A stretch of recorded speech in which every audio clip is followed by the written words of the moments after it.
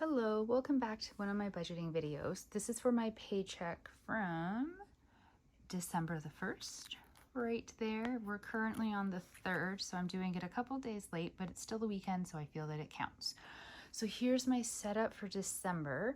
Also, I'm trying this new tripod for holding my phone to keep everything steadier. I don't know if it's really gonna work because it's still kind of dependent on my hand being steady while holding the mini tripod, but we're gonna give it a shot. Clearly, I still don't have my stuff set up from the move, which is why everything's kind of jury-rigged, and there's a big old shadow right there. I don't know if I can get away from the light well enough to fix that. So, this will just be another kind of hodgepodgey, crazy version of my budgeting videos. Sorry, guys. So I've got my calendar all set up. I feel like there's so much stuff on it right now. I actually had transferred my balance over from my Visa to my line of credit to clear it off just because I wanted to have like one bill versus, well, one bill with that bank versus two. But then I did a whole whack load of Christmas shopping and I purchased a course for myself for coaching to learn to coach for dragon boating because that's my sport. And yeah, I just kind of racked it back up again because of course I did, because that's what I do. But let's just break down December first. So I've got 3 paydays this month, and being that it is the end of the year, I'm running out of payday stickers, hence why they're all different, but I like it. I think it's whimsical. I've got my Visa due tomorrow, one of my biweekly SUV payments, my Bank of Montreal credit card due, payday, my Neo card is due, SUV payment. I'm flying to Edmonton for Christmas. I fly back to Vancouver from Edmonton, shortest trip ever. Line of credit's due. My cell phone, I never have the actual date for my cell phone. It takes them forever to post it. I just put $60 on it every paycheck and consider it taken care of. My 3rd payday, and then I put a little note to myself down here about January 2nd. I have an SUV payment because they're always the Tuesday after the payday, and it just sort of, it feels weird to not have them connected on the calendar, but let's just go with it. I filled out this with the sort of the breakdown of the budget. It never really changes. I don't really go over this with you guys all that much, if ever, I don't think. I fill in the same information all the time, but I feel like it's not always accurate. It's just like a guideline, I suppose. Yeah, and this is the actual budget for this paycheck with a whole whack load of notes to remind me of things. So let's go over it really quick. So it was the December 1st paycheck that I actually did today on the 3rd. My starting balance in the account was $1,742.32. I had a rollover of $43.03 from the last budgeting video, so I took that out. And my mom, she had sent me $500 on November, I think it was like the 23rd, and I still had money left over from money she had sent me previously. She's helping me out while I'm dealing with the concussion and everything because I keep missing days of work and I can't work my part-time job, and I really wouldn't be able to like pay my bills without her help, so I'm super grateful. No idea how I'm going to pay her back. She says I don't have to, but I mean I want to. I just don't know how I'm going to ever do it. But so the 500 new that she had sent plus the remainder from the previous, because I'm trying very hard to like only use it in a pinch. So $712.12 in the account is money from mom. So I deducted that out. So my starting balance for this paycheck budget is $987.17. So I immediately deducted out the SUV payment that's going to go out on Tuesday. $60 for my cell, $67 I put bi-weekly into sinking fund for my SUV insurance. $14, same deal, but for the tenant insurance. $15 is my tech sinking fund, $40 for my travel sinking fund, $40 for my dragon boating and present sinking fund, $40 for my emergency fund. I put $50 on the Visa, which is nowhere near enough considering like it's over $1,000 balance on there, but the minimum payment right now is like 40 something, and I already knew I was running it really tight with this budget, so I just decided to round it up to 50, and I'll try to figure out a battle plan for that. $324.29 is my new minimum payment on my line of credit, which is crazy high and sad, but it is what it is. My Neo credit card, $62.28, which is higher than normal, but I used it for a purchase. I can't think of what it was right now, but one of the Christmas presents that I was buying, and I don't really know why I put it on that card, but I did instead of on my Visa. And I remember like making the purchase and thinking, well, you're definitely going to have to pay this off when payday comes. You can't let it sit as a balance on your Visa card, because my rule for myself is this Neo card gets paid off full balance every paycheck. So I did it. That left me with $7.88, which is problematic because then I had to put $200 onto my BMO card. So that left me in the negative by $192.12. So then I took the remaining rollover money, the $43.03, and added it back in, which brought me into a negative of $149.09. And then I took $212.12 of the money from my mom, which brought me up back into the positives for $63.03. Now, if any of you who are watching this have seen my previous videos, you might be wondering where the cash from my digital cash envelopes is. I did not deduct any this time. I didn't really use my digital cash envelopes. I didn't track anything. I looked through, I don't really have that many transactions. I have to sort of figure them out and get them all sorted.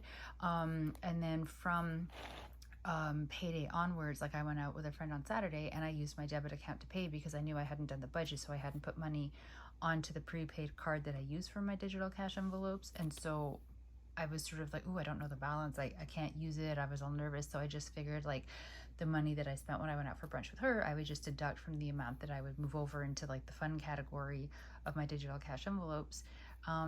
But then when I looked at the balance of my digital cash envelopes today, I was like, it's still really high. Did I not use them? What's going on? So I kind of need to sit down and calculate and figure out what's going on. And I figured since there's a nice chunk of money sitting in there anyways, I'm just not contributing to it. And I mean, that might bite me in the butt because, you know, like I'll have to buy some groceries and I need to get gas at some point this week. And, you know, the expenses will come up, but I don't know, I'll figure it out. So I put as the note on the other side of the paper where I usually put the breakdown of the cash envelopes, just a reminder that there's no deposit this paycheck for them. And then these are all of my notes to remind me of various things from the budget. There's so many of them this week. So just one reminding me mom sent me $500 on the 23rd. Rent was paid before the budget was done, so that's why there's nothing involving rent in the calculations.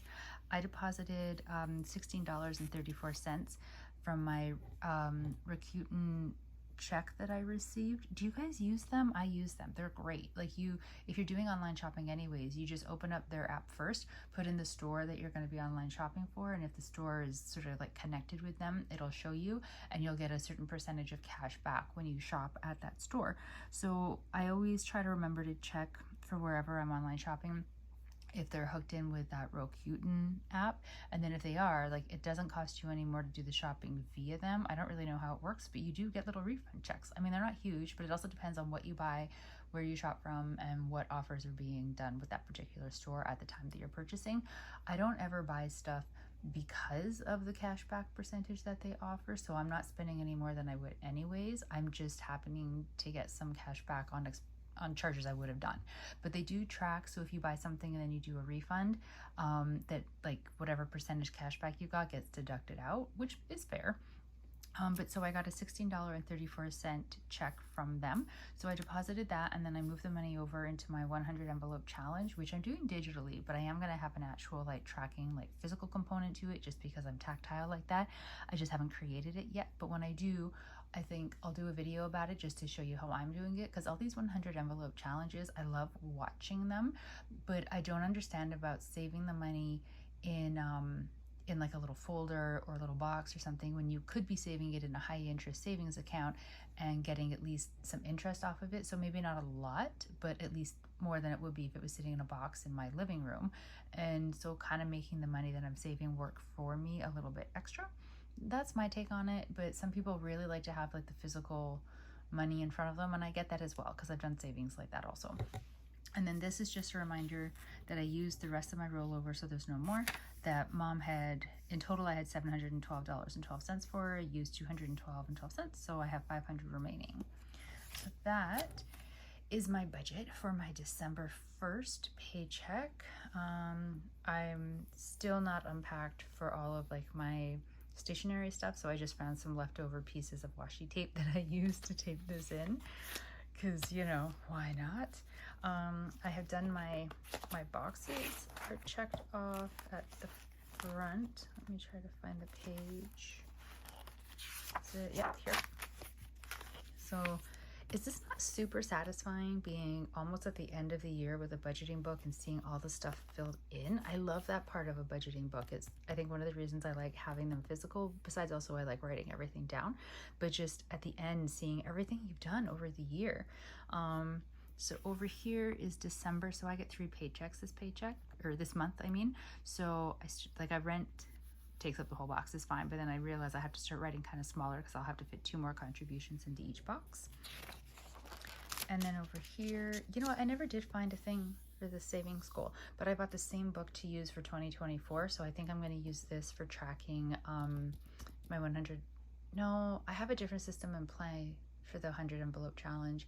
Maybe for like a trip that I'm planning in June with my mom. Maybe that's what I'll use it for. I don't know. I'll figure it out. But so here, these are just my different sinking funds.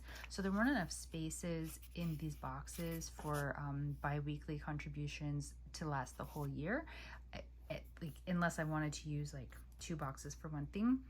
But even then, like, it doesn't fit, see, because like I've run over, and both of these are my emergency fund, and there's not enough of those boxes to be able to do more. They assume you're only saving for 4 things and not making a lot of contributions, which is a little bit of a downer for this book, but I don't mind like adding this little flap of paper. I meant to do that for this one and should have done it for this one down here, but I'm lazy and I didn't. But next year, I know for next year. So I've just, I've added my 20 bucks into my present sinking fund, 40 into my travel. This is my emergency sinking fund, so 40 down there. I'm gonna have to like do a little arrow and fill the last 2 ones over there. And then the debt tracker, the Visa one doesn't really count because I keep like moving the balance over to the line of credit and then racking it up again, so it's not really an accurate portrayal of like debt being paid off. The line of credit, you can see like it is spanned, it's onto its 3rd box here. And I don't keep track of the balance on it because I don't just pay it off, but I also move the Visa balance onto it. So it goes up, it goes down, but I do fill in for like what I've paid off on it just to kind of see, because you can see like before I added the most recent Visa transfer over onto it, my bi-weekly payment was like $288 and $21. So adding the money over that I did bumped it by quite a bit. And yeah, and there's also, of course, you get like the interest charges for the balance, and the insurance charges go up if your balance is higher on the line of credit. So like that all contributes. And yeah, but here we go. So that is my December balance. I keep using the wrong word. Sorry, my December budget with my overfilled. I really feel like it's an overfilled calendar right now. But yeah, there's the math. I think maybe this tripod worked out a little better than what I was anticipating. It did make it anyways easier for me for holding it and flipping through the pages and stuff. So what do you guys think? Any feelings about this particular jostliness of this video?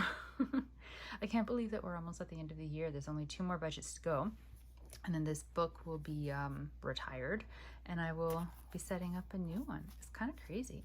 It's still not the book that I would prefer. My favorite budgeting book ever was still the one from Mead, The Organizer, that I used to use. I didn't do videos when I was using that one, but I loved that book. It was so great. It had all the features that I liked and it was absolutely perfect, but they stopped making it, which is unfortunate.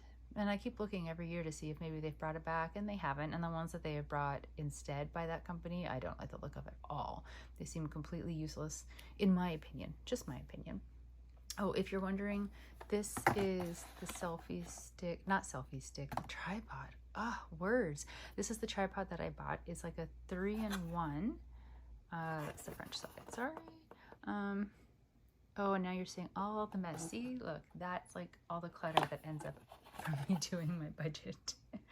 So it's a 3-in-1 mini tripod. Inside of the legs, so inside of these legs, the different pieces are, and it took me forever to figure that out, and even longer to get the part that holds my cell phone out, and I'm kind of worried about breaking it. But yeah, I don't know, I guess with use, or just, yeah, with use, I'll kind of get used to it. I like that it's compact. I mean, it's still like the height of my head, but what are you gonna do? You're supposed to be able to use it with like an actual proper camera as well, which I guess makes sense for why it's a little bit thicker and bigger than what I was expecting. just because it does need to be able to hold the weight of a real camera if you have a real one. And people with reviews have been saying they own like what sound like fancy cameras. I don't really know cameras very well, and that it holds it and it's really well and sturdy, so that's great. So that is what I used. There we go. I hope everybody is having a great weekend, even though it's almost over, and you had a good time with your budgets this payday, which sounds like a weird thing to be wishing you, but you know what I mean. Stay safe out there, be happy. I will talk to you with the next budgeting video. Bye.